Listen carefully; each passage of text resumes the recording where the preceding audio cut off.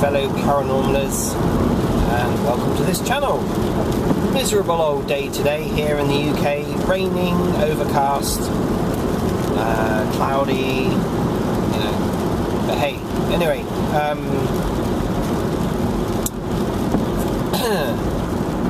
I thought an interesting subject today is one of psychic abilities.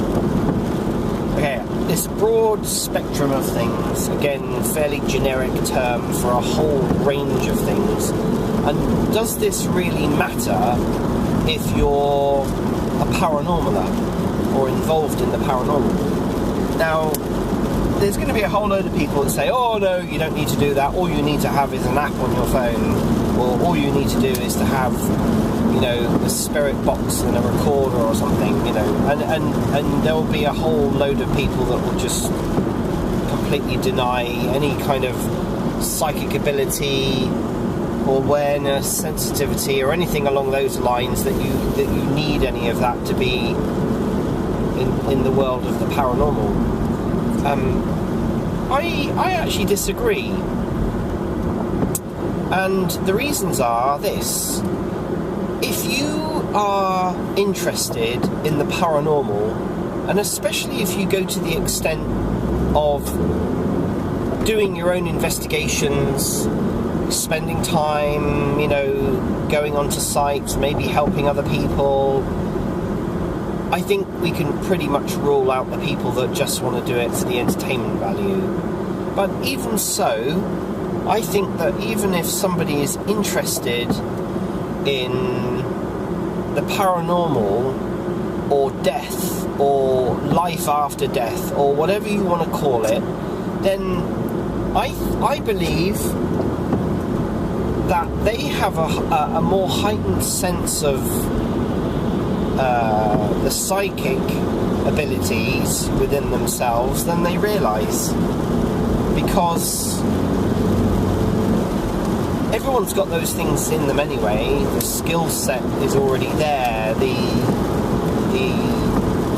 programming, or whatever it is that you want to call it, everybody has those abilities, and all we're doing in the paranormal world, although those of us that are serious about it or inquisitive enough about it, are heightening those, are becoming more aware of their abilities, of their sensitivity, and their intention to want to speak to spirits that we believe are out there, and that happen to us when we pass away in this physical realm. So it's probably contentious, but I, as a psychologist, we firmly believe that there's these modalities that kind of given, that everyone can do everything that everyone else can do. Whether they really believe it or not is the limiting factor. Limiting beliefs cripple most people from doing anything physical or psychic or whatever you want to call it. So those things are in here already. They're in here. We don't have to do anything special in order to try and get them out. We just have to practice. We have to be aware that they're there. They're skills that over the decades and hundreds of years and such like have been drummed out of us. They've been conditioned out of us. We have to remember that that's what happens to us.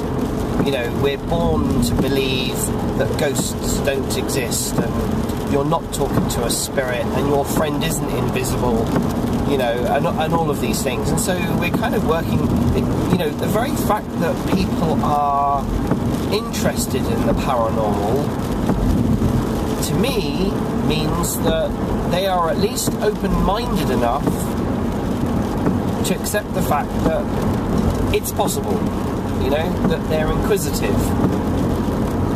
that, and I see this all the time, you know, when we go to people's houses and such like, or you talk to someone who has never really talked about these things before, and then you provide evidence, the evidence that we can get that there are, you know, spirits out there that we're communicating or can communicate with, and they can move things and they can communicate in various different ways and such like, and people switch just like that.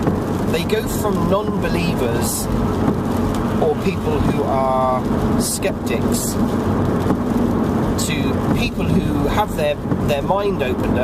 It's like a door is opened in their brain that now allows them to think, wow, you know, that is true. You know, it's like a lot of knowledge. People deny themselves the knowledge because they don't want to really believe. They're not even going to allow their mind to open enough to get enough information to help them to believe. And this is what always makes me laugh a little bit about skeptics, you know, skeptics in the paranormal field. And there are quite a lot. And it always makes me, you know, oh, they sit there with folded arms and they will not accept anything that's going on, and, you know, and they question everything and they try to debunk everything, and, you know, and all this is hocus pocus and whatever. And to me, that just screams denial. You know, if you're not even going to open your mind to the possibility that something could be real and happening, you know, no one's forcing anyone to believe any of this stuff, but then no one's forcing you not to believe it either. So it's quite interesting how we deal with people's conditioning all the time on a psychological level, and it's you know, it's just one aspect, a tiny little aspect of the whole psychology of someone, really.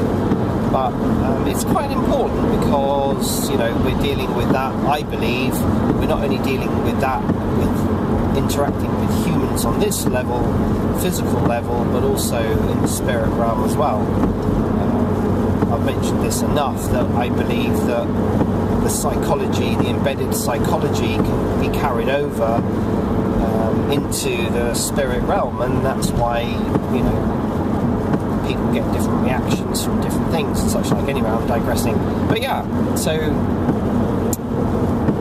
interesting thought. I welcome your comments down below. I really like it when people provide feedback, because I've learned from other people's feedback.